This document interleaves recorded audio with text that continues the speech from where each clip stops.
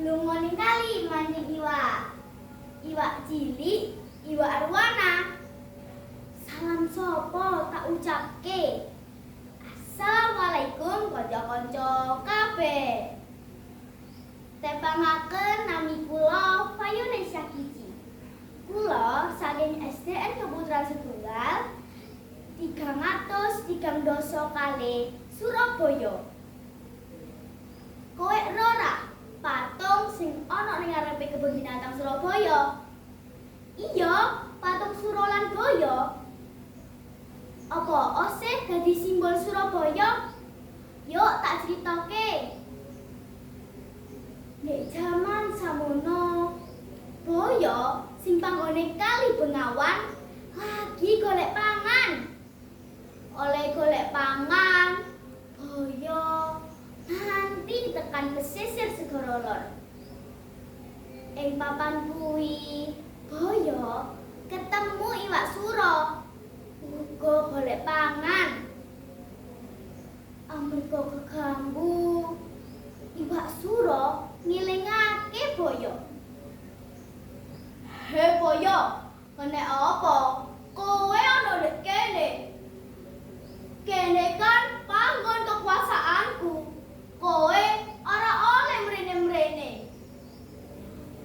Boyo ora gelem kalah. Hei Suro, iki kan ana nek setengah-tengah segara. Dadi kowe ora duwe kuasa. Aku arep golek pangan. Saya suwe bengkerengan, saya rame. Kewan loro mau banjur gelut nganti birang-birang dina. Banyu ing segara dadi werna abang amarga getih teko Suro lan Boyo. Boyo ngrasa awake sing salah. Hei Suro, aku salah. Ya apa? Ya awak dhewe gawe prajanjen.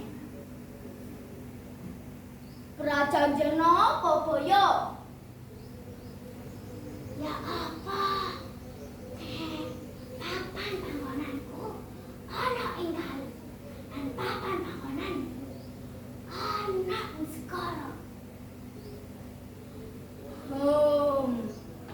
Yo, aku setuju karo prajanjenmu iku. Sawise iku, Boyo lan Suro urip akur. Pirang-pirang dina, pirang-pirang wulan. Nanging sawijine dina, Suro kepengin mangan iwak kali.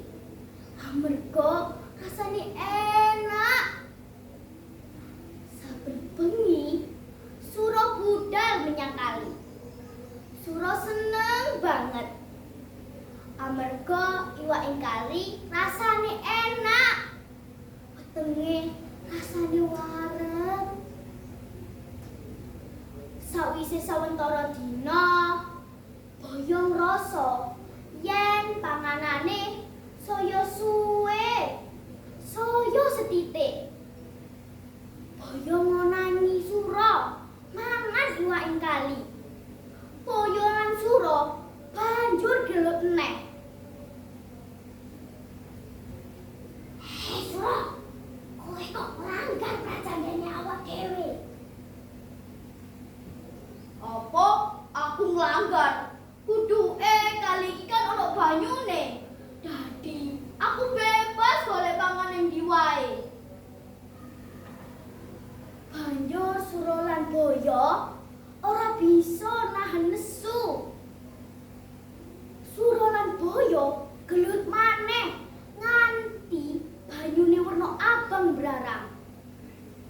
Werna getih saka kewan loro iku mau.